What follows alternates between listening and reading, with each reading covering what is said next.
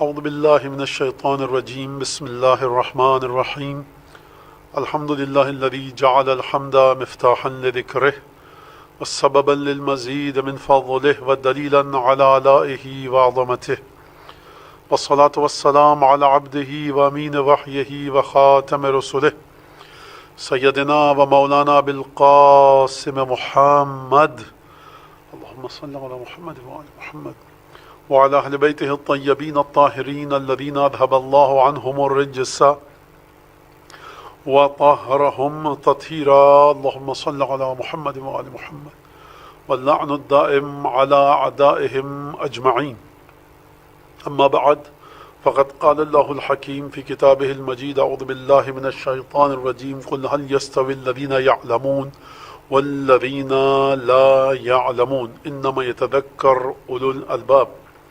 پروردگار عالم ارشاد فرما رہا ہے کہ کیا وہ لوگ حبیب کہہ دو کہ جو علم رکھتے ہیں اور وہ لوگ کہ جو علم نہیں رکھتے کیا برابر ہو سکتے ہیں؟ اور نصیحت تو صرف اور صرف وہ لوگ حاصل کر سکتے ہیں جو صاحبان لب عقل خالص ہوں، یعنی وہ لوگ کہ جن کے پاس پیور اور بغیر کسی آلودگی کے بہترین وزڈم اور عقل اور حکمت اور دانائی رکھتے ہیں۔ نصیحت صرف وہ لوگ لے سکتے ہیں۔ تو پروردگار عالم نے ارشاد فرمایا کہ وہ لوگ جو علم رکھتے ہیں کیا برابر ہو سکتے ہیں ان کے کہ جو علم نہیں رکھتے؟ نصیحت صرف وہ لوگ لے پاتے ہیں کہ جو اولو الالباب ہیں، یعنی جو عقل خالص رکھتے ہیں۔ اولو الالباب معصوم نے ارشاد فرمایا کہ یہاں پر اس سے مراد ہمارے سچے چاہنے والے ہیں، اور جو علم نہیں رکھتے اس سے مراد ہم ہیں، اور جو علم رکھتے ہیں اس سے مراد ہم ہیں، اور جو علم نہیں رکھتے اس سے مراد وہ لوگ ہیں جو ہم کو نہیں مانتے۔ کہ جو جناب سیدہ کا خطبہ محیر العقول ہے، عقل دنگ رہ جاتی ہے انسان کی کہ جب اس خطبے کو دیکھتا ہے۔ اور میں یہیں سے یہ بات کہنا چاہتا ہوں کہ وہ لوگ کہ جو دین پر اعتراض کرتے ہیں، دین پر حملے کرتے ہیں، یا دین کی بہت سی چیزیں ان کو پسند نہیں ہے، دین مانتے ہیں خدا کو، اللہ کو، رسول کو، لیکن وہ لوگ دین کو سمجھتے ہیں کہ کچھ اٹھک بیٹھک کا مجموعہ ہے، حج پہ چلے جائیے، عمرہ کر لیجئے اور یہ تمام کام۔ تو وہ چیز کہ جس کی بنیاد پر ہم دین کو قبول کرنے پر مجبور ہو جائیں، وہ کون سی ایسی چیز ہے؟ وہ ہے ذات ائمہ معصومین۔ یہ جو میں نے کہا مجبور ہو جائیں، یہ اس معنوں میں نہیں ہے کہ تھوپ دیا جائے، تحمیل کیا جائے، امپوز کیا جائے تلوار، ڈنڈے، لاٹھی اور پستول اور بندوق کے زور پر، بلکہ مجبور ہو جائیں یعنی کہ آپ کے پاس اس بات کو کہنے کے علاوہ کوئی راستہ نہ ہو کہ دین حق وہی ہے، دین حق وہی ہے کہ جس کے بارے میں سیدہ گفتگو کریں، جناب امیر گفتگو کریں، امام سجاد گفتگو کریں، چھٹے اور پانچویں امام گفتگو کریں، امام رضا علیہ السلام گفتگو کریں، کیونکہ دین کی چیزوں کا تعلق غیب سے ہے۔ خوب توجہ کیجئے گا اس بات پر کہ دین کی چیزوں کا تعلق غیب سے ہے۔ پردہ اس طرح سے کرو، خمس اس طرح سے دو، نماز یوں پڑھو، یہ چیز نجس ہے، یہ چیز پاک ہے، یہ تمام کے تمام چیزیں غیب سے آئی ہیں۔ تو غیب سے جو یہ چیزیں آئی ہیں، کچھ لوگ ایسے ہوں کہ جو اپنے علم کا اظہار اس طرح سے کریں، اپنے علم کو ایکسپوز اس طرح سے کریں، اپنے علم کو ارسال اور اپنے علم کو ارایہ، اپنے علم کو ایکسپوز، اپنے علم کو پریزنٹ اس طرح سے کریں کہ اس انسان کو دیکھ کر خدا کے وجود پر یقین آ جائے، رسالت پر یقین آ جائے۔ ہم قرآن کو دیکھتے ہیں، رسول خدا کی رسالت کی دلیل سمجھتے ہیں۔ کیوں سمجھتے ہیں؟ کیونکہ قرآن نے اس انداز سے گفتگو کی۔ اب ذرا اس بات کی طرف چلیے کہ پروردگار عالم کو کس طرح سے سیدہ اور نبی کریم کو اور خلقت الہی کو اور مخلوق کو، خوب توجہ کیجیے گا، چار باتیں۔ پہلی بات تو یہ کہ توحید پر گفتگو فرمائی، دوسری چیز رسالت پر گفتگو فرمائی، تیسری چیز خدا کے کاموں پر گفتگو فرمائی، اور اس کے بعد ان تینوں چیزوں پر گفتگو کرنے کے ساتھ ساتھ 6 وجوہات بتائیں کہ جس کی بنیاد پر پروردگار عالم نے تمام انسانوں کو خلق کیا، اور پھر اس کے بعد گفتگو کو آگے بڑھایا۔ میں یہاں سے ایک بات آپ کے سامنے پیش کروں تمہید کے طور پر، آپ حضرات توجہ کے ساتھ اس کو سنیے گا۔ دیکھیے، ہم جب ایک بات کرتے ہیں، وہ بات یہ ہے کہ جب ہم یہ کہتے ہیں کہ خدا ہے، تو ہم خوب توجہ کیجئے گا کہ دین کا وہ زاویہ سیدہ جس طرح سے سمجھانا چاہتی ہیں، دین کا وہ زاویہ کہ جس طرح سے جناب امیر سمجھانا چاہتے ہیں، یہ بڑی اہم بات ہے کہ دین کو کس طرح سے پریزنٹیبل بنایا جائے، دین کو کس طرح سے قابل تعریف بنایا جائے، دین کو کس طرح سے پیش کرنے کے لائق بنایا جائے۔ میں مثال دیتا ہوں آپ کو، گوشت، غلہ، اناج، دالیں، گندم، یہ سب چیزیں ہیں، یہ بوری میں پڑی ہوتی ہیں، قصائی کی دکان پہ گوشت لٹکا ہوا ہوتا ہے فریج میں، فریزر میں، اس کے ریفریجریٹر میں. آپ سے کہا جائے اس کو کھا لیجیے گوشت کو، آپ کہیں گے نہیں کھا سکتے مولانا، عجیب مسئلہ ہے، نہیں کھا سکتا کوئی انسان. اچھا دالیں، چاول، گندم، غلہ، اناج، ویٹ، کارن، یہ سب جو، اس کو کھا لیجیے، اس میں پروٹین ہوتا ہے، گوشت میں پروٹین نہیں کھا سکتے. تو جب وہ باورچی خانے میں آتا ہے اور ایک ماہر پکانے والا اس کو پریزنٹیبل بناتا ہے، ڈائجسٹیبل بناتا ہے آپ کے مزاج کو دیکھ کر. آپ دنیا میں مختلف مقامات پر سفر کرتے ہیں، مسافرت کرتے ہیں، تو آپ کہتے ہیں کہ فلاں جگہ کے کھانے پیٹ بھر کے بھی کھائے تو طبیعت میں گرانی محسوس نہیں ہوتی ہے، معدے میں اذیت نہیں ہوتی ہے، مسالے بڑے مناسب انداز سے ہوتے ہیں. کیوں؟ کیونکہ یہ جو باورچی ہے نا، جو پکانے والا ہے، یہ انسانی مزاج کو سمجھتا ہے، موسم کو سمجھتا ہے، بڑا ماہر باورچی ہے. لہٰذا وہ گوشت جو ریفریجریٹر میں ٹنگا ہوا تھا، آویزاں تھا، اس کو پکا کر خوشنما انداز سے، حضور دیکھیے اگر آپ گوشت کو پکائیں بڑے مزے کا ہو لیکن شکل بدنما ہو، کوئی نہیں کھائے گا. برتن خراب ہو، گھناؤنا ہو، کوئی نہیں کھائے گا. ماحول اچھا نہ ہو اطراف کا، آپ بہترین کھانا پکائیے، کوڑے کے ڈھیر کے پاس کسی کو دے کہیے بیٹھ کے کھائیے، وہ نہیں کھا پائے گا. یہ تمام چیزیں شامل ہوں گی جب کھانے کا لطف آئے گا. یہ کھانے پینے کی بات میں نے اپنے بچیوں کے لیے کی. اب ایک علمی بات کر دوں، البتہ یہ بھی علمی بات ہے، انسانی نفسیات سے تعلق ہے. اب ایک علمی بات آپ کے سامنے پیش کروں. ایک مسئلہ ہے صاحب، آئنسٹائن کی تھیوری آف ریلیٹیوٹی ہے، الجبرا کے قوانین، تھیورمز ہیں، جیومیٹری کے، ٹریگنومیٹری ہے، فزکس ہے، کیمسٹری ہے، نہ جانے کیا کیا چیزیں ہیں، بلیک ہولز ہیں. ہمارا تو شعبہ نہیں ہے لیکن ہم نے بھی بہرحال اڑتے اڑتے کہیں ادھر ادھر سے تھوڑا بہت پڑھ لیا ہے تو وہ مثالیں دے رہا ہوں. اتنے مشکل موضوعات ہیں، نیورو سرجری ہے، ہیومن ایناٹومی ہے، میتھمیٹکس، کیمسٹری، یہ سب چیزیں آپ گنتے جائیے، اکاؤنٹنگ، بزنس مینجمنٹ، فائنانس، ملک کا بجٹ کس طرح سے بنتا ہے. یہ عجیب پیچیدہ موضوع ہیں بڑے. اب آپ کو میں نے کہا سرکار آپ مجھے سمجھائیے. اب اس طرح سے وہ سمجھائے کہ حقیقتاً مجھے سب چیز سمجھ میں بھی آ جائے، میری عقل کے مطابق بھی ہو، اور میں زندگی میں وہ جو علم مجھے دیا گیا اپنی پوری میری لا علمی اور نادانی کی اور جہالت کے باوجود جو اس عالم نے مجھے علم دیا وہ زندگی بھر میرے کام آتا رہے. تو اب آپ اس عالم کو صرف عالم نہیں کہہ سکتے، یہ بھی کہیں گے کہ اس کو علم تھا، بھرپور علم تھا، اس نے اس علم کو ہضم کیا ہوا تھا، اور یہ انسان اس جاہل اور نادان کے مزاج سے واقف تھا، روح کی گہرائی میں اتر کر اس نے عالم غیب کو آپ کے سامنے پیش کیا. اگر ہم سیدہ کے خطبے کو جا کر دیکھیں تو جس طرح سے سیدہ نے توحید کی حقیقتوں پر گفتگو فرمائی، خلقت الہی پر گفتگو فرمائی، تخلیق الہی پر گفتگو فرمائی، 28 کے قریب احکام شریعہ پر گفتگو فرمائی، نبی کریم کی رسالت پر گفتگو فرمائی، اور کس طرح سے گفتگو فرمائی ہم آج اس پر گفتگو کریں گے. تو یہ تمام کی تمام چیزیں خدا کے وجود پر دلالت کرتی ہیں، خدا کے وجود کی ایک دلیل ہیں. لیکن کون سا وجود؟ دیکھیے ایک دفعہ آپ خدا کے وجود کو، اب یہاں سے میں اس موضوع میں داخل ہونا چاہتا ہوں کہ اہل بیت نے خدا کا تعارف کس طرح سے کروایا، اہل بیت کا خدا، اس کا انٹروڈکشن کس طرح سے ہوتا ہے. ایک دفعہ خدا کو آپ ثابت کرتے ہیں فزکس اور کیمسٹری کے ذریعے، میتھمیٹکس کے ذریعے، کاز اینڈ ایفیکٹ کے قانون کے ذریعے، کسی بھی سائنس کے مضمون، کسی بھی سائنس کے ٹاپک کے ذریعے خدا کو ثابت کرتے ہیں. یہ خدا ہے تو خدا، لیکن وہ خدا کہ جس سے آپ کو محبت ہو جائے. بڑا ایک مرحلہ یہ ہے کہ پروردگار عالم ہم کو محبت الہی کے مرحلے پر لے کر آنا چاہتا ہے. اس خدا کو آپ بیان کس طرح سے کریں گے؟ ارسطو نے خدا کو ثابت کیا، افلاطون نے خدا کو ثابت کیا، سقراط نے خدا کو ثابت کیا، صاحب تمام حکماء نے خدا کو ثابت کیا، تمام مسلمان فلاسفہ، تمام غیر مسلم فلاسفہ کہ جو خدا کے وجود پر گفتگو کرتے ہیں، انہوں نے خدا کے وجود کو ثابت تو کر دیا، لیکن کس طرح سے ثابت کیا؟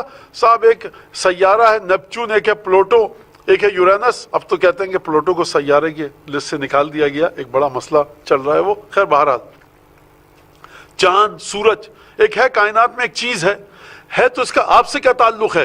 خدا چاہتا ہے کہ ہم اس کی محبت کے مرحلے پر آئیں. ان کنتم تحبون اللہ فاتبعونی، اگر خدا سے محبت کرتے ہو تو میری اتباع کرو. محبت خدا ہر صوفی، درویش، فقی، مفسر، محدث، قطب، ابدال، عارف، تمام کے تمام صحابہ، تابعین، تبع تابعین، سب سے پوچھئے، ہر مذہب ماننے والے سے پوچھئے، خدا سے محبت کے پیچھے جا رہا ہے.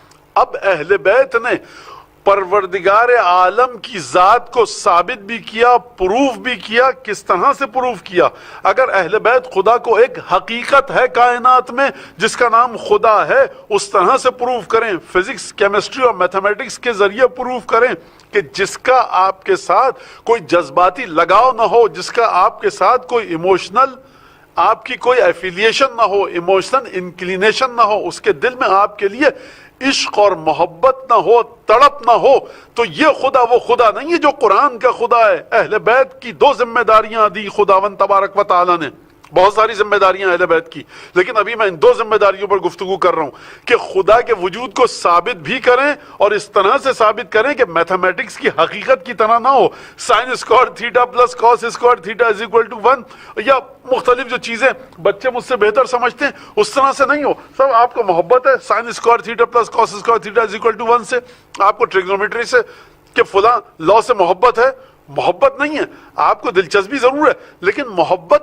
ماں سے کرتا ہے، باپ سے کرتا ہے، رشتہ داروں سے کرتا ہے، انسان اپنی ذات سے کرتا ہے۔ اس طرح سے محبت، اس طرح سے خدا کے وجود کو ثابت کیا جائے کہ جہاں خدا فزکس، کیمسٹری، بایولوجی، یہ تمام کی تمام چیزیں خدا کے وجود کو ثابت کریں، ایک ایسی ریالٹی اور حقیقت کی طرح ثابت نہ کریں کہ صاحب بس خدا ہے، خدا کا وجود ہے، بلکہ اس طرح سے ثابت کریں کہ یہ بات سمجھ میں آئے کہ خدا ہے، ہر سائنس کے ذریعے خدا کا وجود ثابت ہو اور آپ کے دل میں خدا کی محبت بھی آئے۔ والذین آمنوا اشد حبا للہ، جو لوگ ایمان والے ہیں، جو ایمان لاتے ہیں، جن کے دلوں میں ایمان کی رمق ہے، وہ خدا سے بڑی شدید ترین محبت کرتے ہیں۔ اس خدا کو نہ جس کو آپ چکھ سکیں، وہ خدا نہ دیکھ سکیں، نہ سونگ سکیں، نہ چھو سکیں، نہ سن سکیں، جو 5 سینسز سے ماورا ہے، جو حواس خمسہ سے ماورا ہے، اس کو کس طرح سے بتایا جائے کہ نہ صرف یہ کہ آپ اسے مانیں بلکہ محبت بھی ہو جائے۔ محبت ہوتی ہے اچھی آواز کو سن کے، اچھی خوشبو کو سونگ کے، اچھے کھانے کو چکھ کے، اچھی چیز کو دیکھ کر، اچھی چیز کو، کسی خوبصورت مخمل کے کمبل کو، مخمل کے بچھونے کو چھو کر۔ خدا کو نہ چھوا جا سکتا ہے، لہذا چھونے کی حص سے ماورا ہے۔ خدا کو نہ دیکھا جا سکتا ہے، لہذا دیکھ کر خوبصورتی کا سوال ختم ہو گیا۔ خدا کو چکھا نہیں جا سکتا، چکھ کے خوبصورتی کا سوال ختم ہو گیا۔ خدا کو سنا نہیں جا سکتا، لہذا سن کر خدا کی آواز کیا ہے؟ کہیں خدا کی آواز نہیں ہے۔ آپ کیسے مترنم اور مدھر اور میلوڈی سن کر خدا سے کے عشق میں مبتلا ہوں گے؟ نہیں سن سکتے، ہے ہی نہیں اس کی آواز، چھو نہیں سکتے، سن نہیں سکتے، دیکھ نہیں سکتے، چکھ نہیں سکتے۔ 5 سینسز سے ماورا ہے۔ یہ ہے اہل بیت کا کمال کہ وہ خدا کے جو 5 حواس سے ماورا تھا، اس خدا کو ثابت بھی کیا اور آپ کے دل میں محبت بھی ڈالی۔ ایک درود بھیجیں محمد آل محمد۔ اللہم صلی علی محمد وآل محمد وعجل۔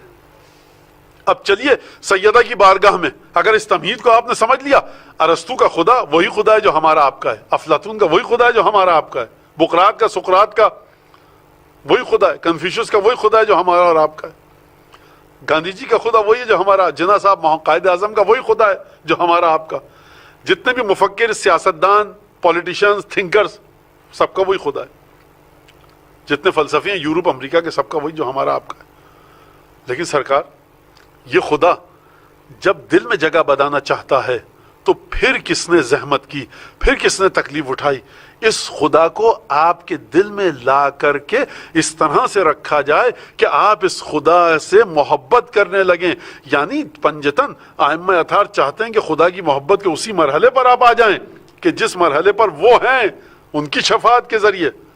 ابھی کوئی سوال کرے گا کہ ہم کیسے اس مرحلے تک پہنچ جائیں کہ جو ائمہ اطہار ہیں؟ تو میں اس کی مثال دیتا ہوں کہ دیکھیے، آپ ایک بچے کو گود میں اٹھاتے ہیں، 15ویں منزل تک چلے جاتے ہیں لے کر، یہ بچہ 2 سال کا، 1 سال کا، 15ویں منزل تک چلنے کے قابل ہے، 15 فلور، 20 فلور، یہ بچہ لفٹ کا بٹن دبانے کے لائق ہے؟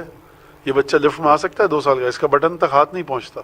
ایک دفعہ اس بچے کا باپ آتا ہے، بڑا بھائی آتا ہے، چچا آتے ہیں، کوئی رشتہ دار آتا ہے، گود میں اٹھاتا ہے، لفٹ کا بٹن دباتا ہے، دروازہ کھلتا ہے، جاتے ہیں 15ویں، 20ویں، 25ویں فلور پہ چلے جاتے ہیں۔ سوال میرا، یہ بچہ کہاں پر ہے اس وقت؟ 25ویں فلور پر۔ اس بچے کا باپ جو اس کو لایا وہ کہاں پر ہے؟ 25ویں فلور پر۔ دونوں کا مرتبہ ایک ہے؟ جی ایک ہے۔ نہیں سرکار، اگر یہ نہ ہوتا تو یہ نہیں آ پاتا۔ پہاڑ کی چوٹی پہ اگر کوئی آپ کا ہاتھ پکڑ کے کہے کہ دیکھو ہمارا ہاتھ مت چھوڑنا گر جاؤ گے، آپ کے سرکار ہم اور آپ برابر ہو گئے، ہم بھی آپ کے ساتھ ہیں آپ بھی ہمارے ساتھ ہیں، تو وہ شخص یہ کہے گا ہاتھ چھوڑ دیں تمہارا تاکہ تمہیں سبق مل جائے۔ جہاں اس نے ہاتھ چھوڑا آپ لڑکتے ہوئے نیچے گر گئے، ہڈی پسلی چکنا چور ہو گئی۔ تو یہ مطلب تھا اس بات کا۔ تو ائمہ نے محبت ڈالی، کس طرح سے محبت ڈالی آج جناب سیدہ کے خطبے کے بارے میں مزید تفصیل سے گفتگو کریں گے۔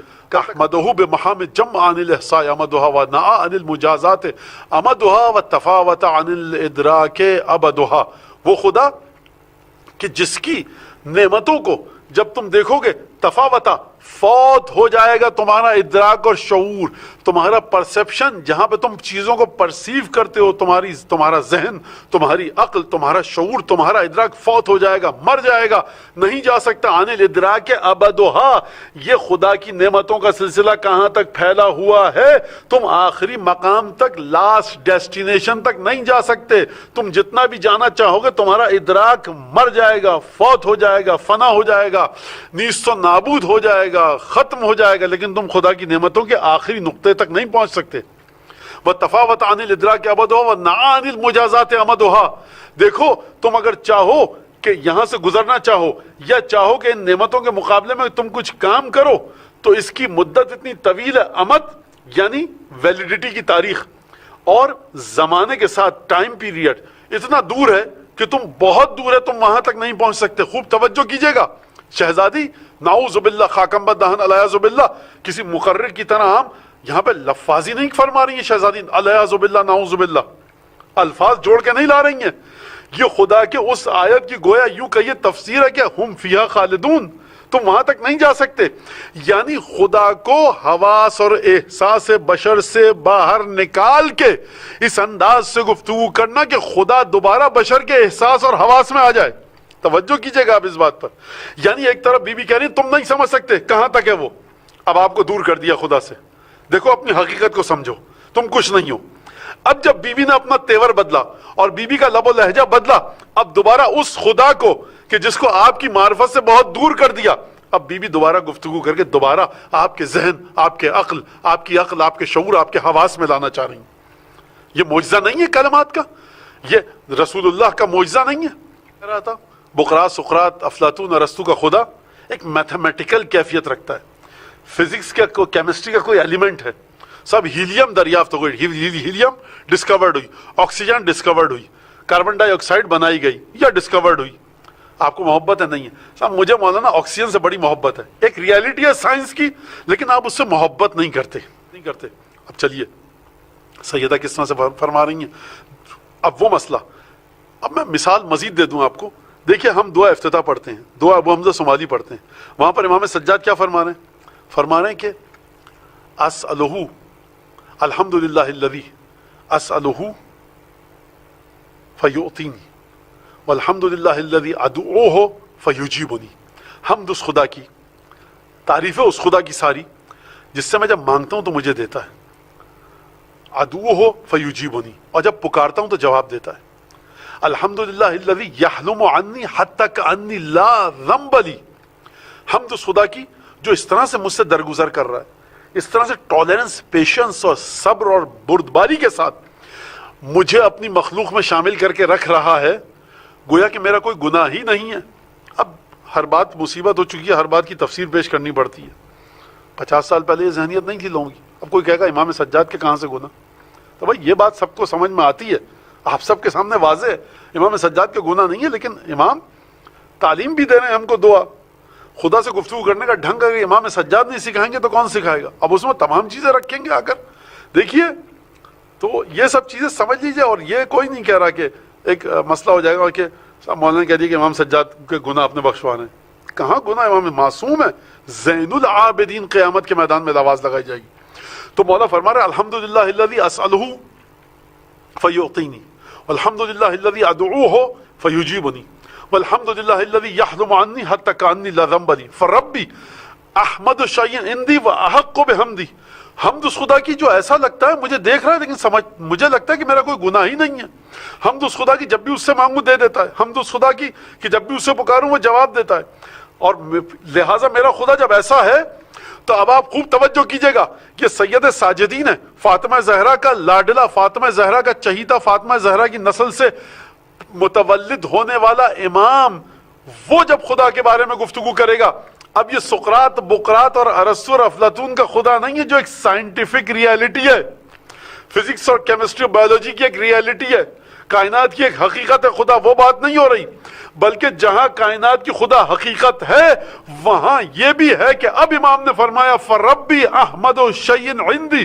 وَأَحَقُّ بِحَمْدِي، اب میرا پروردگار سب سے خوبصورت ترین چیز ہے میری نگاہ میں، اور سب سے زیادہ جو تعریف کے لائق ہے وہ میرا پروردگار ہی ہے۔ اب آپ نے توجہ کی، یہ فرزند فاطمہ زہرا کے الفاظ ہیں کہ کس طرح سے خدا کے وجود کو پیش کر رہے ہیں، خدا کے وجود کو سید سجاد جو پیش کر رہے ہیں آپ کے اور میرے سامنے، وہ کائنات کی ایک ریالٹی کے طور پہ پیش نہیں کر رہے، بلکہ یہ کائنات کی حقیقت بھی ہے، خدا کائنات کی ریالٹی بھی ہے، لیکن اس سے محبت کرنا سیکھو۔ ہم تمہیں بتا رہے ہیں کہ خدا سے محبت کیسے کی جاتی ہے کسی میں دم کہ اس طرح سے گفتگو کرے اس خدا کے بارے میں کہ جو 5 حواس سے ماورا ہے، لیکن وہ آپ کو اس خدا کا عاشق کر دے؟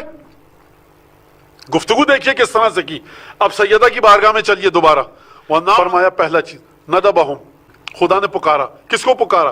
لاستزادتہا، اپنے بندوں کو پکارا خدا نے، کس لیے پکارا؟ میرے بندوں میری نعمتوں کی زیادتی کو طلب کرو، انکریمنٹ طلب کرو، انکریز کرنے کو مانگو مجھ سے کہ پروردگار اور نعمت دے۔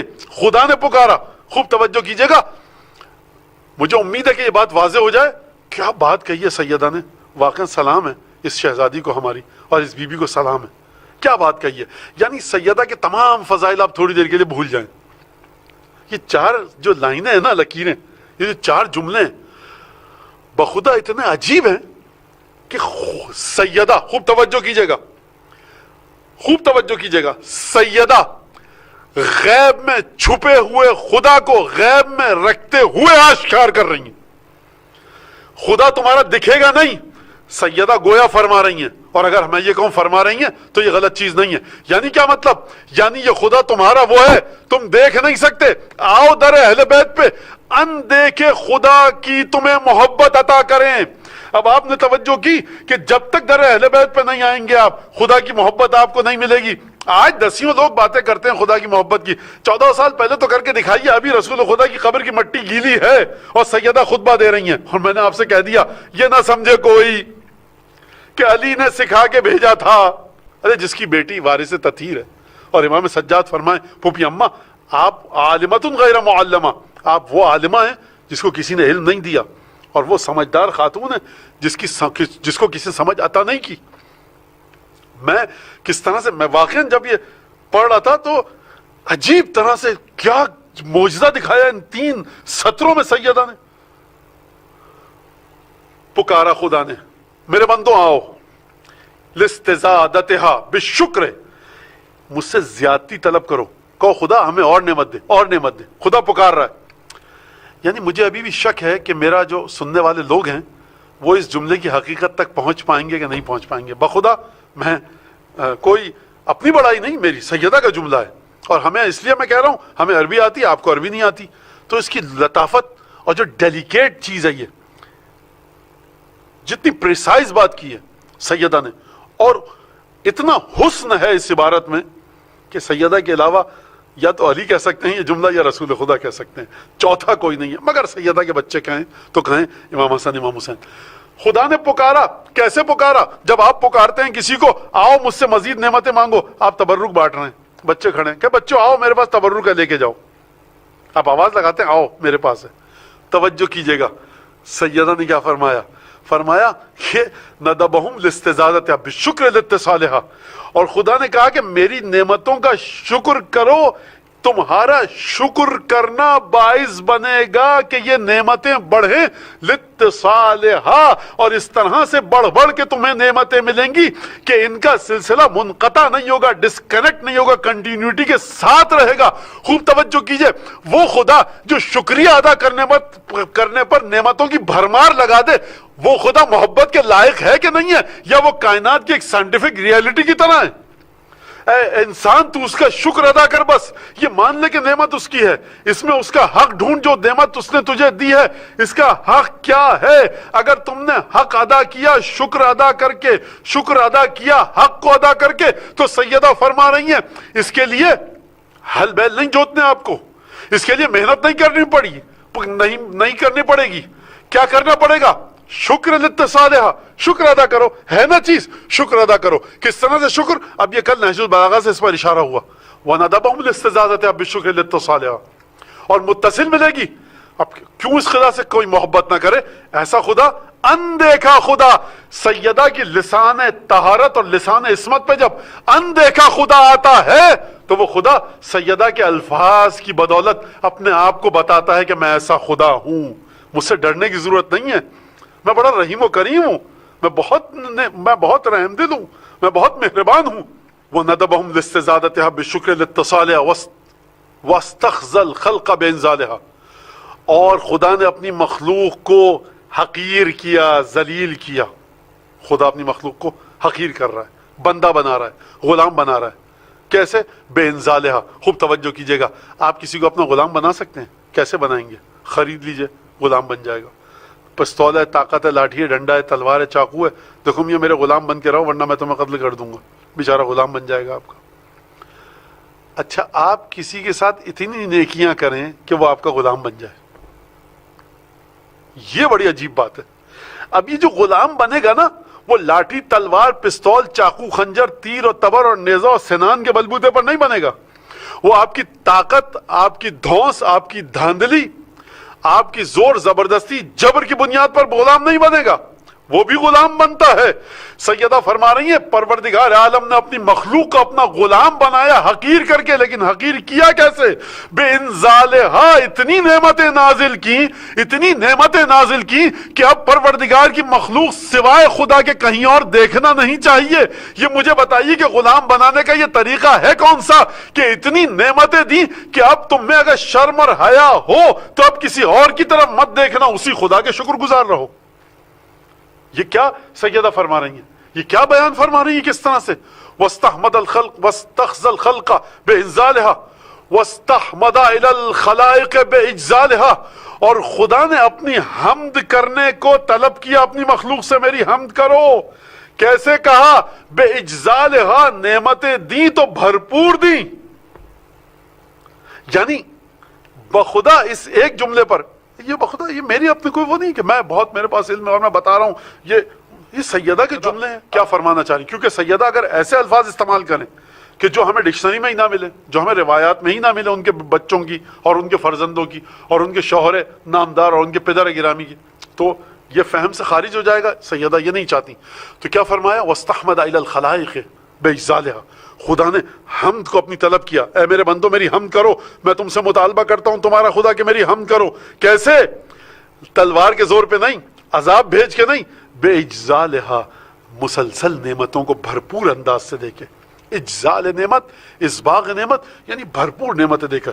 وَسَنَّ بِالنَّدْبِ إِلَىٰ أَمْثَالِهَا، اور پھر خدا نے ان کے ساتھ دوبارہ اور نعمتیں دی، بے امثالہا، اور نعمتیں، ہر نعمت کے ساتھ ایک نعمت، اس جیسی نعمت۔ اور پھر جب نعمتوں میں بات ختم ہو گئی، اب دیکھیے سیدہ کیا فرمانی وَأَشْهَدُ أَن لَا إِلَهَ إِلَّا اللَّهُ وَحْدَهُ لَا شَرِيكَ لَهُ كَلِمَةٌ جَعَلَ الْإِخْلَاصَ تَأْوِيلَهَا وَضَمَّنَ الْقُلُوبَ مَوْصُولَهَا وَأَبَانَ فِي الْفِكْرِ مَعْقُولَهَا الْمُمْتَنِعِ مِنَ الْأَبْصَارِ رُؤْيَتُهُ وَمِنَ الْأَلْسُنِ صِفَتُهُ وَمِنَ الْأَوْهَامِ الْإِحَاطَةُ بِهِ ابْتَدَعَ الْأَشْيَاءَ لَا مِنْ شَيْءٍ كَانَ قَبْلَهَا وَأَنشَأَهَا بِالْاحْتِذَاءِ أَمْثِلَةٍ امْتَثَلَهَا كَوَّنَهَا بِقُدْرَتِهِ وَذَرَعَهَا بِمَشِيَّتِهِ۔ اس کا ترجمہ سنیے اب آپ۔ فرما رہی ہیں اب جب خدا کی بات کر لی، خدا کی نعمتوں کی بات کر لی، خدا کی نعمتوں کی بلندی اور ان کی منزلت کی بات کر لی، اب کیا فرما رہی ہیں؟ فرما رہی ہیں اب دیکھو اس خدا کی گواہی میں دیتی ہوں، اشہد ان لا الہ الا اللہ۔ کوئی شاید یہ کہہ سکے اور شاید ہمیں یہ کہنے کا حق ہو اور بہت ادب سے اور جسارت ہو شاید کہ میں یہاں پر یہ بات کہوں، لیکن شہزادی کی بارگاہ میں بہت ادب کے ساتھ کہ بی بی اس سے زیادہ تو ہماری عقل نہیں ہے، آپ بھی جانتی ہیں، اور آپ سے زیادہ کون جانے گا، جو کچھ ہے وہ آپ ہی کا دیا ہوا ہے۔ شعور، عقل، زبان جو چل رہی ہے یا آپ کے بچوں کی یا آپ کے بیٹے کی صدقے میں ہے جو کچھ ہمیں مل رہا ہے رزق، جو کچھ صحت و سلامتی کی زبان یہ ہل رہی ہے، ممبر پہ چل رہی ہے، تو لگتا یہ ہے کہ سمجھ میں یہ آتا ہے کہ جب شہزادی نے خدا کی نعمتوں کی بات کی، خدا کی بلندی، بزرگواری اور مرتبے کی بات کی، اب آ کر کہا اشہد ان لا الہ الا اللہ۔ اچھا، خطبے کے شروع میں بھی بی بی نے فرمایا خدا کی حمد و ثنا کی ہے، لیکن یہاں پہ خدا کی تعریف کر کے، حمد پڑھ کے، پھر دوبارہ کہا اشہد ان لا الہ الا اللہ وحدہ لا شریک لہ، یعنی اے لوگوں، فاطمہ ایسے خدا کو مانتی ہے جس کی تعریف و توصیف و تمجید اور بڑائی اور ڈیفائن جس خدا کو فاطمہ اپنی زبان سے کر رہی ہے، یہ ہے فاطمہ کا خدا، یعنی جو محبت کرنے کے لائق ہے تمہیں اس خدا کی جو فاطمہ جس کو خدا مانتی ہے، جو میرا بابا جس کو خدا مانتا تھا، جس کو میرا شوہر خدا مانتا تھا۔ یہ میں سمجھانے کے لیے کہہ رہا ہوں، خطبے کے الفاظ نہیں یہاں، یہ آپ اپنے ذہن میں رکھیے گا کہ بی بی نے یہ کہا کہ میرا شوہر، نہیں، یہ سمجھانے کے لیے۔ البتہ خطبہ چھپ چکا ہے، گوگل کیجئے، اب تو ہر ممبر پہ گوگل صاحب کا، علامہ گوگل کا ایک دو دفعہ ذکر آیا تھا، گوگل کیجئے گا، آپ کو گوگل کر کے ہر زبان میں ترجمہ مل جائے گا۔ تو بی بی گویا کہ زبان حال سے یہ فرمانا چاہ رہی ہیں کہ میرا خدا، اب میں جس خدا کی گواہی دیتی ہوں نا، تو سمجھ لو کہ اب میں ڈیفائن کرنے کے بعد، پریزنٹ کرنے کے بعد، اس کو ایکسپلین اور تشریح اور تفسیر کے بعد کہ اس خدا کی نعمتیں کیا ہیں، اس کا تم سے تعلق کیا ہے، کس طرح سے اس نے تمہیں اپنا عبد اور بندہ بنایا، اب کہہ رہی ہوں وَأَشْهَدُ أَن لَا إِلَٰهَ إِلَّا اللَّهُ وَحْدَهُ لَا شَرِيكَ لَهُ۔ جب خدا کی وحدانیت کی گواہی دی تو اب فرمایا کلمۃ جعل الإخلاص تأویلها، یہ لا الہ الا اللہ کون سا کلمہ ہے کہ جو اس کو پڑھے گا جعل الإخلاص تأویلها، اس کی بازگشت، اس کے لوٹنے کی جگہ، اس کا نتیجہ کیا ہے؟ جعل الإخلاص تأویلها، تمہارے دل میں خلوص آ جائے گا، تمہارے دل میں اخلاص آ جائے گا، فکر میں اخلاص آئے گا، شعور میں اخلاص آئے گا، نیت میں اخلاص آئے گا، یعنی توحید خالص ہوگی۔ اشہد ان لا الہ الا اللہ وحدہ لا شریک لہ، یعنی اس خدا کے علاوہ کوئی معبود نہیں ہے، وہی ہے ایک خدا، اس کے علاوہ کوئی دوسرا معبود نہیں ہے۔ جب تم اس اخلاص اور خلوص اور خالص نیت کے ساتھ کہو گے کہ وہی ہے، اس کے علاوہ کوئی نہیں ہے، تب فرمایا جعل الاخلاص تأویلہا، اس کو پڑھتے رہو، خود بخود دل میں خلوص پیدا ہوگا۔ وَزَمَّنَ الْقُلُوبَ مَوْصُولَهَا وَأَبَانَ فِي الْفِكْرِ مَعْقُولَهَا، فرمایا اور پروردگار عالم نے دلوں میں رکھ دیا، کس کو رکھ دیا؟ موصولہا، یعنی خدا نے اس کلمے کی تاثیر یہ رکھی ہے کہ جو اس کو اس کی شرائط کے مطابق پڑھے گا، تلاوت کرے گا، ذکر کرے گا، ورد بنائے گا، قلب میں کیا چیز آ جائے گی؟ موصولہا، جہاں تک یہ کلمہ لے کے جانا چاہتا ہے وہاں تک یہ کلمہ لے کر کے جائے گا۔ یہ کلمہ کہاں تک لے کے جانا چاہتا ہے؟ خدا تک لے کے جانا چاہتا ہے۔ فرمایا وَزَمَّنَ الْقُلُوبَ مَوْصُولَهَا، یعنی شہزادی 18 برس کا سن مبارک، اس کیفیت کے ساتھ بی بی شہزادی خطبہ دے رہی ہیں، کن کے سامنے؟ میں پھر دہراؤں، ایک سے بڑھ کر ایک شاگردان رسول خدا، تلامذہ رسول خدا، جو رسول خدا کے ساتھ 23 برس رہے، جنگوں میں، سفر میں، حضر میں، مسجد میں، میدان میں، کبھی ساتھ تھے، کبھی چلے گئے، جنگ احد میں چھوڑ کے چلے گئے، لیکن تھے تو ساتھ ہی۔ سرکار آپ نے سیکھا ہوگا، یہ 18 برس کی آپ کے آگے، تو ان کی ذہنیت کے حساب سے میں بات کر رہا ہوں، آپ کے آگے تو ایک بچی سے زیادہ نہیں ہے شہزادی کی اوقات جو آپ کے ذہن میں ہے۔ تو یہ خاتون جو آپ کی بیٹیوں کے برابر جس کی عمر ہے 18 برس کی، یہ خاتون گھبرا کیوں نہیں رہی ان باتوں میں بولتے وقت؟ توجہ کیجیے، اس کا مطلب یہ ہے کہ یقین ہے پورا اپنی معرفت پر، بصیرت ہے اس خاتون کی، یہ خاتون علم کے اس مرحلے پر ہے کہ جہاں اس کو علم ہے کہ کائنات میں کوئی اس سے بڑا عالم نہیں ہے،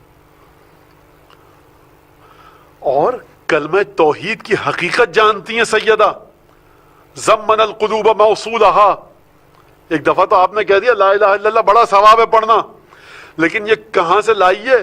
یہ کون عارف ہے؟ یہ کون درویش ہے؟ صوفی قطب ابدال یہ جو سب باتیں کرتے ہیں، یہ ان کو کروڑوں دفعہ ملٹیپلائی اور ضرب دیجئے، لیکن تب بھی گرد پائے سیدہ تک کوئی نہیں پہنچ سکتا کہ جو 1400 برس پہلے مسجد نبوی میں فرما رہی ہیں وہ زمن القلوب موصولہا، کہ پروردگار عالم نے دلوں میں رکھ دیا ہے، جہاں تک وصل کرنا چاہتا ہے، جہاں تک یہ کلمہ تمہیں لے کر جانا چاہتا ہے۔ وَأَبَانَ فِي الْفِكْرِ مَعْقُولَهَا، اور خدا نے نورانی کر دیا ہے، روشن کر دیا ہے فکر میں، تمہاری سوچ میں، کہ جو اس کلمے پر عقل کے ذریعے تدبر کا نتیجہ ہے، یعنی سیدہ کلمے کے لوازمات کو بھی جانتی ہیں، تفکر کے مسئلے کو بھی جانتی ہیں، عقل میں کس طرح سے روشنی پیدا کرتا ہے یہ کلمہ یہ بھی جانتی ہیں۔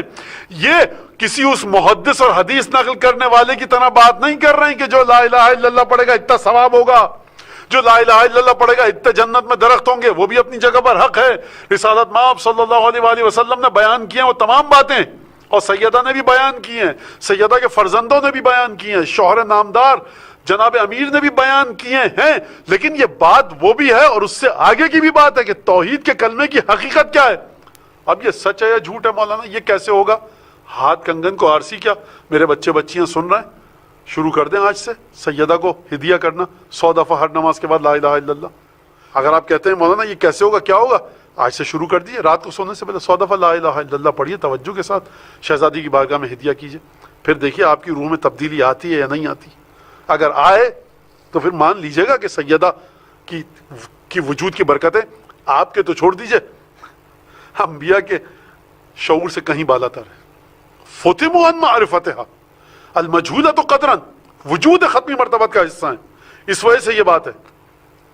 تو کیا فرمایا؟ وَزَمَّنَ الْقُلُوبَ مَوْصُولَهَا وَأَبَانَ فِي الْفِكْرِ مَعْقُولَهَا، کلمہ توحید کی جن چیزوں پر تم تعقل اور عقل سے کے ساتھ کام لے کر سوچتے ہو، خداوند تبارک و تعالیٰ نے تمہاری فکر میں، تمہاری سوچوں میں اس کو روشن کر دیا ہے۔ بعض نسخوں میں ملتا ہے انار فی الفکر معقولہا، بعض جگہ پر ہے وہ ابان فی الفکر معقولہا۔ پھر فرمایا جب یہاں تک بات ہو گئی تو ایک دفعہ سیدہ کی توجہ ہوئی کس جانب؟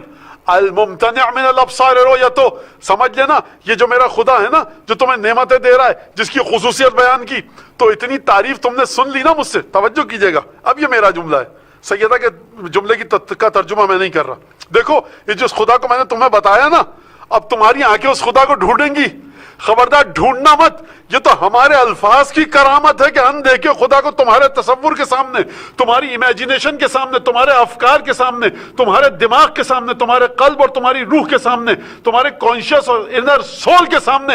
یہ سیدہ کے کلمات کی طاقت ہے کہ اس نے اندیکھے خدا کو تمہارے سامنے اس طرح سے ویژوالائز اور ٹینجیبل کر دیا کہ تم سمجھ رہے ہو کہ ہم خدا کی معرفت رکھ رہے ہیں، لیکن خبردار یاد رکھنا خدا کو دیکھ نہیں سکتے، میرے الفاظ کو سمجھ کر کہیں اس طرف نہ پہنچ جاؤ۔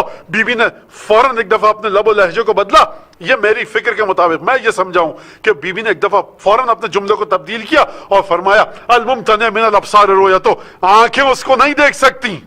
بی بی نے کیوں فرمایا؟ لگتا یہ ہے، میں پھر کہہ رہا ہوں لگتا یہ ہے، اور یہ تو مجھے کہنے کا حق ہے بہرحال اتنا کہ لگتا یہ ہے، مجھے تو یہی لگتا ہے کہ بی بی نے جب خدا کی ذات کی توصیفات بیان کی تو وہ خدا ٹینجیبل چھو سکتے ہیں کیا؟ وہ حواس میں لا رہی ہیں، یعنی یہ بی بی کی فصاحت و بلاغت کا معجزہ ہے، خدا آ نہیں سکتا کبھی حواس میں، یعنی فصاحت و بلاغت کا یہ معجزہ ہے۔ تو تبھی تو جوش نے کہا تھا، میں ابھی وہ بند نہیں پڑھوں گا، ٹائم لگ جائے گا، کانوں سے لوگ دیکھ سکیں جلوہ خدا، گوشے بشر کو چشم حقیقت نگر بنا۔ جوش نے فرمایا مولا کائنات کو مخاطب کر کے کہ اے علی تو خطبے اس طرح سے دے توحید کے بارے میں کہ لوگ تیرے خطبے کو سن کے یہ سمجھیں کہ ہمیں خدا دکھ رہا ہے۔ بخدا جوش کو اس مصرے کا اجر جناب امیر علیہ الصلوۃ والسلام عطا فرمائے انشاءاللہ، اور اپنی بارگاہ سے جوش کو تحفے عطا فرمائے کہ جو شعر کا ہے مولا کائنات کی شان میں جوش ملی آبادی نے، واقعاً بڑا عجیب شعر ہے یہ، کانوں سے لوگ دیکھ سکیں جلوہ خدا۔ تو شہزادی کے لیے بھی بملا کے مساوات ہم پلہ ہیں علی بن ابی، ہم سر ہیں علی بن ابی طالب کی۔ فرمایا زمن القلوب موصولہ وابانا یا انارا فی الفکر معقولہ۔ دیکھو جب یہ سمجھ لیا، دیکھو تو خیال رکھنا الممتنع من الابصار رؤیتو، ممتنع امپاسبل، ناممکن محال ہے عقلاً کہ آنکھیں اس کو دیکھ سکیں، الممتنع من الابصار رؤیتو ومن الالسن صفتو۔ اچھا شہزادی یہ بتائیے سیدہ نساء عالمیان بنت رسول خدا، اے ہمسر و ہم کف علی ابن ابی طالب، ذرا یہ بتائیے کہ آنکھیں تو نہیں دیکھ سکتی، زبان تو اس کا ذکر کر سکتی ہے نا؟ فرمایا نہیں، وَمِنَ الْأَلْسِنَةِ صِفَتُ، دیکھو یاد رکھنا آنکھ دیکھ سکتی ہے، نہ کوئی زبان اس کا ذکر کر سکتی ہے، اس کی کما حق ہو کہ جس طرح سے خدا کا، جس طرح سے خدا ڈیزرو کرتا ہے، جو خدا کا رائٹ ہے، جو خدا ڈیزرو کرتا ہے، جس چیز کو خدا کی شان کے مطابق بیان کیا جا سکتا ہے، من الْأَلْسِنَةِ صِفَتُ، کوئی زبان خدا کی کما حق ہو تعریف بیان نہیں کر سکتی۔ وَمِنَ، اچھا بی بی آنکھیں نہیں دیکھ سکتی، زبان اس کی تعریف نہیں بیان کر سکتی، یہ بتائیے سوچ میں تو آ سکتا ہے نا؟ وَمِنَ الْأَوْهَامِ الْإِحَاطَةُ، وَمِنَ الْأَوْهَامِ الْإِحَاطَةُ، عقل اور فکر اور سوچ اور امیجنیشن اور کانشیس اس کو سمیٹ ہی نہیں سکتا اپنے اندر. غور فرمایا آپ نے کہ پروردگار عالم کی تعریف و توصیف تھی کہ لا تدرکہ الابصار وہو یدرک الابصار وہو اللطیف الخبیر. آنکھیں اس کو نہیں دیکھ سکتی، وہ آنکھوں کو درک کر لیتا ہے. سیدہ کی بارگاہ میں آئیے تو آپ کو اس آیت کا لطف آئے گا. سیدہ کی بارگاہ میں آئیے، یہ ہے وہ بی بی کہ جس کا ہم ماتم کرنے کے لیے جمع ہوئے ہیں. یہ ہے وہ بی بی کہ جس کی بارگاہ میں ہم یہاں پر موجود ہیں. اور یقین ہے میرا کہ بی بی کی بارگاہ میں یہ جو بھی بی بی کا ذکر سنتا ہے، کریمہ ہیں، کریم کی اولاد ہیں، کریموں کی ماں ہیں، کریم کی زوجہ ہیں، تو خاندان کرم کا ہے. انشاءاللہ ہمارے حق سے بڑھ کر جو ہے وہ لطف فرمائیں گی. اور فرمایا عجیب جملہ ہے، کس طرح سے گفتگو فرمائی بی بی نے. عجیب جملہ ہے. الممتنع من الابصار رؤیتہ ومن الالسن صفتہ ومن الاوہام الاحاطۃ بہ. فکر، سوچ، امیجنیشن، تصور تمہارا اس کو اپنے احاطے میں نہیں لے سکتا. اس کا تمہارے شعور، تمہارے کانشیس، تمہارے تھاٹس اور تھنکنگ کا سرکمفرنس اور دائرہ اور احاطہ جتنا بھی بڑا ہو، خدا اس میں نہیں آ سکتا. تمام فلسفی جمع ہو جائیں، تمام عرفا، تمام درویش، تمام سائنٹسٹ جمع ہو جائیں، خدا کے وجود کو، خدا کی صفات کو اپنے احاطے میں نہیں لا سکتے. آنکھ دیکھ نہیں سکتی، زبان اس کی صفت جس طرح سے اس کی شان کے مطابق ہے کوئی نہ بیان کر سکتا، اور اوہام الاحاطۃ بہ نہیں کر سکتے. اور پھر آپ دوبارہ خلقت کی طرف آئیں. بی بی دیکھ رہے ہیں آپ، توجہ فرمائی آپ نے. ابتدع الاشیاء لا من شیء کان قبلہا. پروردگار عالم نے اشیاء کو خلق نہیں کیا. بی بی یہاں پہ خلق کا لفظ استعمال نہیں کر رہی، خلق الاشیاء نہیں کہا. ابتدع الاشیاء لا من شیء کان قبلہا وانشأها بالاحتزاء امثلۃ امتثلها. پروردگار نے ابتداء کا مطلب ہوتا ہے خلق کرنا، کریٹ، کریشن کسی چیز کی ہو. خلق کا مطلب بھی ہوتا ہے کریٹ. فرق کیا ہے دونوں میں؟ ابتداء کا مطلب ہے وہ چیز جو تازی تھی، یعنی کائنات جب خداوند تبارک و تعالی بنا رہا تھا تو خدا نے کائنات پہلی مرتبہ یہ زمین اور گیلیکسیز بنائی، اس سے پہلے کچھ نہیں تھا. ارے میں کہوں گا سیدہ یہ آپ کو کیسے پتا لگا؟ سیدہ کا اگر کوئی جواب یہ دے کہ بدیع السماوات والارض، خدا نے قرآن میں تو کہا. ارے خدا نے قرآن میں کہا، اس آیت کو سمجھایا کس نے سوائے سیدہ کے کہ وہ خدا کے جس نے پہلی دفعہ یہ گیلیکسیز بنائی، اس سے پہلے کچھ نہیں تھا، صرف اور صرف عدم کا گھٹا ٹوپ اندھیرا تھا، ظلمتیں تھی، اندھیرے تھے، کوئی چیز نہ تھی. ابتدع الاشیاء لا من شیء کان قبلہا. خدا نے یہ نہیں کیا جس طرح سے تم کرتے ہو کہ تھوڑی سی سیمنٹ لی، تھوڑی سی مٹی لی، تھوڑی سی چوک لی، تھوڑا سا پانی لیا، ملایا، اب یہ برک، یہ اینٹ، یہ خشت بنی، اینٹ بنی. تم کہو ہم نے یہ اینٹ بنائی، پہلے یہ اینٹ نہیں تھی. اعتراض کرے گا اینٹ نہیں تھی، پارٹیکلز تو تھے، اجزاء تو تھے، پانی تھا، مٹی تھی، بجری تھی، سیمنٹ تھی، چوک تھی، آپ نے ملایا تو چیزیں تھی بکھری ہوئی، اسکیٹرڈ. گیدر آپ نے کیا ایک خاص طرح سے، ان سب کو آپ نے ایک اکٹھا رکھ کر اینٹ بنائی. کمال آپ کا ضرور ہے، لیکن پانی کہاں سے آیا؟ سیمنٹ کہاں سے آئی؟ مٹی کہاں سے آئی؟ ان کے اندر بانڈنگ کی کیپیسٹی کہاں سے آئی؟ ایک دوسرے سے چپک جانے کی کیپیسٹی کہاں سے آئی؟ ایلیجیبلٹی کہاں سے آئی؟ یہ پوٹینشل، یہ بالقوہ استعداد کہاں سے آئی؟ یہ صلاحیت کہاں سے آئی؟ تو بی بی نے فرمایا خدا اس طرح سے خلق نہیں کرتا کہ جس طرح سے تم کچھ چیزوں کو جوڑ کر خلق کرو. ابتدع الاشیاء لا من شیء کان قبلہا. خدا نے جو تمام چیزوں کو بنایا کچھ نہیں تھا، خدا نے اپنے ارادے سے بنایا. آپ اپنے ارادے سے کچھ نہیں بنا سکتے، چاہے کھانا ہو، چاہے پینا ہو، چاہے لباس ہو. پیس آپ کو کپڑے کا دیا جاتا ہے، کاٹ پیٹ کے آپ شرٹ بنا لیتے ہیں. چاول، گوشت، آلو، یہ سب چیزیں دی جاتی ہیں، آپ بریانی پکا لیتے ہیں. آپ کو سیب دیا جاتا ہے، آپ جوس نکال لیتے ہیں، سیب کے جوس کا سرکہ بنا لیتے ہیں. آپ کو کچھ چیزیں دی جاتی ہیں، آپ اچار ڈال دیتے ہیں. آپ کو مٹی پانی، آپ بلڈنگ بنا لیتے ہیں. آپ سلیکون نکالتے ہیں اگر پہاڑ سے، کان سے، مائن سے، معدن سے، اس سے شیشہ بناتے ہیں. ٹنگسٹن کے وائر سے آپ بلب بناتے ہیں، کہتے ہیں لیجیے بلب بن گیا. ہمیں ٹنگسٹن کا وائر بنایا کہاں سے تم نے؟ یہ ریزسٹنس کی قوت آئی کیسے کہ جب ریزسٹنس ہوتی ہے الیکٹران کے فلو کو تو ہیٹ اپ ہو کر وہ روشن ہو جاتا ہے. یہ کہاں سے آیا؟ یہ تم نے تو نہیں بنایا. ابتدع الاشیاء لا من شیء کان قبلھا. اب اس پر گفتگو ہو سکتی ہے اور بڑی عجیب گفتگو، اور میرا تو شعبہ نہیں ہے اور نہ میں دعویٰ کر رہا ہوں. ظاہر سی بات ہے کہ انسان اس جگہ پہ جائے جو اس کا شعبہ نہیں ہے تو بڑی سبکی ہوتی ہے. لیکن اسٹیفن ہاکنگ جس نے بات کی ہے یہاں پر، تو ہمارے ایک دوست نے بتایا کہ انہوں نے اس طرح کی بات کی تھی، اور جس حد تک میرے پلے پڑ سکا اور سمجھ سکا میں، تو وہ یہاں پہ آپ اس جملے کو اس کے ساتھ رکھ. اچھا میں یہ نہیں کہہ رہا کہ اسٹیفن ہاکنگ تائید کریں سیدہ کی آ کر، میں کہہ رہا ہوں اس کو پڑھیے، اس کو دیکھیے، سمجھیے، فکر آگے بڑھے. ابتداء الاشیاء لا من شیء کان قبلھا، خود یہ لا من شیء کان قبلھا یہ بڑی عجیب جملہ ہے. اس پر پھر کبھی انشاءاللہ گفتگو صحیح. پھر فرمایا انشأھا وانشأھا بلا تزاع امثلۃ امتثلھا، اور خدا نے چیزوں کو خلق کیا، کسی چیز کو دیکھ کر کاپی کر کے خلق نہیں کیا جو اس سے پہلے تھی. کچھ نہیں تھا، نتھنگ، ٹوٹل کچھ نہیں تھا، ٹوٹل ڈارکنیس تھی، کوئی بھی چیز موجود نہیں تھی. خداوند تبارک و تعالیٰ نے اپنے ارادے سے چیزوں کو خلق کیا. اور پھر اب آگے عجیب جملے کہیں شہزادی نے، تو امید یہ ہے کہ یہاں تک بات واضح ہو گئی ہوگی. اور مذاق نہیں ہے، بہار الانوار کا 20% حصہ، اگر میں غلط ہوں، جو میں نے پرسنلی کیلکولیٹ کیا 25%، 20 سے 25% حصہ کاسمولوجی کے بارے میں، کاسمو فزکس کے بارے میں، کریشن آف یونیورس کے بارے میں. ہمارے بچے فزکس جو پڑھتے ہیں، جو کاسمو فزکس پڑھتے ہیں، وہ جا کر دیکھیں، ان روایت کو دیکھیں، پڑھیں، دیکھیں، نکالیں کیا ہے، کیا صحیح لگتا ہے ان کو ان روایت میں، کیا چیز سمجھ میں نہیں آتی، کیا غلط لگتا ہے. مولانا روایت میں غلط ہم کو لگے، ہاں آپ کہیے کہ ہم کو غلط لگ رہا ہے. ائمہ علیہم السلام اپنی حدیثوں پر ان کے اگر آپ اعتراض کریں گے تو اس سے گھبراتے نہیں ہیں. وہ گھبراتا وہ ہے جس کی بنیادیں سست ہوں. ائمہ نے خود ہم کو کہا کہ تفکر کرو، پوچھو، سوال کرو، جو چیز نہیں سمجھ میں آ رہی اس کو اعتراض کرو، اس پر اتنے سوال کرو کہ سمجھ میں آ جائے تمہارے.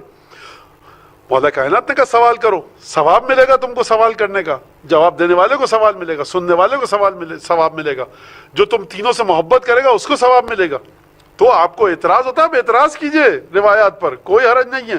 جو کاسمولوجی کے بارے میں کہ یہ ہماری اس ریسرچ سے ٹکراتی ہے، ارے کچھ تو کیجئے، پڑھیے، نکلیے، آگے بڑھیے، دیکھیے، اور پھر اس کے بعد ریسرچ کیجئے. تو اہل بیت کی احادیث پر اگر آپ اعتراض کریں گے تو اہل بیت کی عظمت پر اس سے قطعاً کوئی بھی فرق نہیں آئے گا. عزیزان گرامی، سیدہ کو جو سب سے بڑا دکھ ہوا، حتیٰ سیدہ جناب رسول خدا سے اتنی محبت کرتی تھیں کہ جب رسالت مآب دنیا سے تشریف لے گئے تو جو آپ نے شعر پڑھا ہے مرثیہ کا ہے، ماذا علی المشتم تربت احمدی اللہ یشم مد الزمان غوالیہ. جو شخص احمد مشتبہ رسول خدا کی قبر کی مٹی کو سونگ چکا ہے، اب وہ کسی بھی عطر کو کیوں سونگ رہا ہے؟ اور پھر باپ کے جانے کا غم، جناب محسن کی شہادت، پھر اس کے بعد گھر کے کام کرنا، حسن حسین کا، جناب زینب کا کی دیکھ بھال کرنا، ان کا خیال رکھنا، مولا کائنات کو ہمت دینا. آپ کو بڑا عجیب جملہ لگے گا یہ کہ سیدہ اور مولا کائنات کو ہمت دیں. میں آپ کو ایک حدیث بتاؤں، نہج البلاغہ میں رسول خدا سے فرمایا تھا مولا کائنات نے، جب رسول خدا دنیا سے گئے تو مولا کائنات نے فرمایا حاضر رکن الاول، یہ پہلا ستون تھا. لوگوں نے کہا جی ہاں یا علی کیا فرمایا آپ نے؟ کہا کہ میرے حبیب رسول اللہ نے مجھے فرمایا تھا سینحد رکناک، اے علی بہت جلد تمہارے ذات کے 2 ستون منہدم ہو جائیں گے. پہلا ستون میری ذات کا رسول اللہ ہیں اور دوسرا فاطمہ ہے. یعنی آپ سمجھ رہے ہیں سیدہ، ہم جو یہاں بات کر رہے ہیں، ہم 18 سال کی اس بیوی کے بارے میں بات نہیں کر رہے جو رسول کی بیٹی تھی، رسول بہت محبت کرتے تھے. ہم بات کر رہے ہیں شاہ ولایت پناہ، ساقی کوثر، قسیم الجنت والنار، امیر المؤمنین علی ابن ابی طالب کی شخصیت کا رکن ہے ذات سیدہ. اس سے بڑھ کر میں کیا بات کروں؟ اگر وہاں پر دیکھیے آپ تو رسول خدا کی وہ روح ہے، روحی التی بین جنبی، اگر مولا کائنات کے ساتھ موازنہ کریں تو سینحد رکناک، سیدہ پر غموں کے پہاڑ ٹوٹ پڑے. تعزیت کوئی کیا پیش کرنے آتا، دستک کس طرح سے دی گئی، وہ دروازہ جس پر ملک الموت بھی دستک دے کر آئے. بس عزیزو ما زالت بعد ابیہا باقیت العین ناحلت الجسم معصبت الراس، مسلسل اپنے پیشانی پر ایک پٹی باندھ کر رکھتی تھی یہ میرا جملہ ہے کہ کہیں علی ابن ابی طالب کو زخم کا وہ نشان نہ دکھے، کرب کی حیثیت اور حالت سے علی گزریں گے۔ مسلسل آنکھوں سے آنسو جاری رہتے تھے۔ بس ایک دفعہ سیدہ آئیں، علی کے پاس کہا ہے ابوالحسن ذرا مجھے میرے بابا کا وہ پیراہن تو دیجئے جس میں آپ نے میرے بابا کو غسل دیا تھا۔ علی مرتضیٰ نے وہ پیراہن لا کر دیا۔ شہزادی نے اس پیراہن کو دیکھا، اپنے چہرے اقدس پر رکھا، ایک دفعہ بابا کی خوشبو رسالت کو سونگھا۔ فبکیت اتنا روئی غشیا علیہا، غش آیا وسقطت لوجہہا، ارے شہزادی منہ کے بل زمین پر گر گئی۔ اب علی ابن ابی طالب نے وہ پیراہن چھپا دیا، اب سیدہ کو نہ دیتے تھے کہ سیدہ کہیں گریا کرتے کرتے ہلاک نہ ہو جائیں، سیدہ کی طبیعت مزید نہ بگڑ جائے۔ سیدہ نے پیراہن کو دیکھا، پہلا واقعہ کہ چیخ مار کر گریا کیا، منہ کے بل سیدہ زمین پر گری۔ علی موجود تھے۔ اب میرا جی کہتا ہے، دل کہتا ہے پانی کا چھیٹا دیا ہوگا، شاہ ذوالفقار نے ہاتھوں سے سہارا دے کر لا کر بچھونے پر بٹھایا ہوگا، تسلی دی ہوگی، حال پوچھا ہوگا۔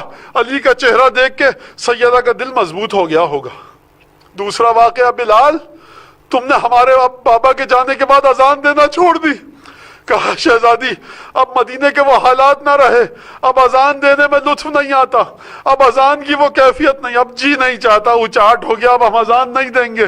کہا بلال رسول کی بیٹی حکم دیتی ہے، لہٰذا بلال نے بہت کہا، لیکن جب سیدہ نے حکم دیا ہاتھوں کو جوڑ کر یقیناً گئے ہوں گے۔ ایک دفعہ مازنے پر چڑھے، 4 دفعہ اللہ اکبر کہا، 2 دفعہ اشہد ان لا الہ الا اللہ کہا۔ جیسے ہی اللہ اکبر کہا بی بی کو بابا کا زمانہ یاد آیا، ایک دفعہ گریہ سیدہ شروع ہوا، اشہد ان لا الہ الا اللہ، گریہ مزید بڑھا۔ ابھی بلال نے کہا تھا اشہد ان محمدن رسول اللہ صلی اللہ علیہ وآلہ وسلم۔ ایک دفعہ مازنے سے دیکھا لوگ دوڑتے ہوئے آ رہے ہیں، ہم سے کیا بلال، بلال اذان کو روک دو۔ ارے بلال اذان کو کیسے روکے، رسول کی بیٹی کا حکم ہے، بلال روک دو۔ رسول کی بیٹی فاطمہ دنیا سے چلی گئی۔ بلال گھبرا کر اترے۔ اب لوگوں نے جا کر علی کو مطلع کیا، بچے گھر میں گئے ہوں گے، روایت خاموش ہے، لیکن جب جا کر کے لوگوں نے دیکھا بچوں کو بھیجا یا فضہ کے ذریعے، اب دیکھا سیدہ کے چہرے پر پانی کے چھینٹے ڈالے گئے۔ سیدہ کو ہوش آیا، کہا بلال اذان کو مکمل کرو۔ کہا شہزادی مجھے معاف کیجئے، آپ کو رسول خدا کے حق کی قسم۔ بلال کو معاف کیا۔ یہ دوسرا واقعہ تھا، بیوی منہ کے بل گریا کرتے کرتے ارے بابا کا زمانہ یاد آیا، بابا کی آواز نہیں تھی، بابا کا زمانہ یاد آیا، چہرے منہ کے بل زمین پر گر گئی۔ تیسرا مقام وہ تھا کہ جب روایت میں ہے کہ حسین کی قبر سے فرشتے زیارت کر کے عرش الہی پر جاتے ہیں، ایک دفعہ سیدہ کے پاس آتے ہیں، سیدہ ان کو دیکھتی ہیں، یہ ملائکہ گرد آلود حزن و ملال کی کیفیت کے ساتھ فشہقت شہقتن، سیدہ چیخ مارتی ہیں، ملائکہ عبادت کو روک دیتے ہیں، رسول تسلی دینے آتے ہیں سیدہ کو۔ حسین کے ظاہرین فرشتوں کو دیکھ کر ارے سیدہ کے دل پر تیر چل جاتے ہیں۔ میں کہوں گا سیدہ جب پیراہن کو سونگا تھا، گریہ کیا تھا، علی موجود تھے، سہارا دے کر اٹھایا، اشہد ان محمد رسول اللہ سنا، ارے تیورا کے گر پڑی، گریہ کیا، علی نے سہارا دے کر اٹھایا، پانی پلایا ہوگا، عرش اولا پر ہیں، رسول تسلی دینے آتے ہیں۔ میں کہوں گا میری شہزادی، اے ہماری آقا زادی، اے مادر حسنین، ذرا کربلا کے میدان میں آئیے، آپ کی بیٹی زینب ہے، کبھی اکبر کے گلے میں برچھی دیکھی، کبھی عباس کے بریدہ بازو دیکھے، کبھی اصغر کا چھدا ہوا گلا دیکھا، کبھی دو کے نیزہ پر حسین کا سر دیکھا، ارے زینب کو تسلی دینے والا کوئی نہیں، زینب کو پروردگار اس پرسے کو، قلیل پرسے کو حضرت حجت کی بارگاہ میں شرف قبول جیسے سرفراز فرما۔ پروردگار حضرت حجت کے زخمی دل کے لیے مرہم کا باعث قرار دے۔ پروردگار فرزندان جناب سیدہ کو، پدر گرامی سیدہ، بعل گرامی سیدہ امیر المومنین کی بارگاہ میں یہ پرسہ قبول ہو۔ پروردگار حضرت حجت کے دل سے ہر دکھ کو دور فرما، ہر خوشی عطا فرما، ان کے ظہور میں تعجیل فرما، لباس ظہور کو ان کی قامت رعنا پر سرفراز فرما۔ پروردگار جو لوگ بیمار ہیں، مریض ہیں، پروردگار اس وائرس سے تمام صاحبان اعضاء کو، جو کسی بھی مذہب سے ہوں، کسی بھی دین سے ہوں، حتیٰ جو لوگ پروردگار خدا کو نہیں مانتے لیکن سیدہ کی عزاداری کا احترام کرتے ہیں، امام حسین کی عزاداری کا احترام کرتے ہیں، ملحدین ہیں لیکن احترام کرتے ہیں، ان سب لوگوں کو حتیٰ ان کو بھی پروردگار تمام مشکلات سے دور فرما، پروردگار اس وائرس سے تمام مومنات کو محفوظ فرما، جو لوگ مبتلا ہو چکے ہیں ان کو شفا کامل عاجل عنایت فرما، جو لوگ تنگ دست سے نادار ہیں، قرض دار ہیں، پریشان حال ہیں، بے اولاد ہیں، بے روزگار ہیں،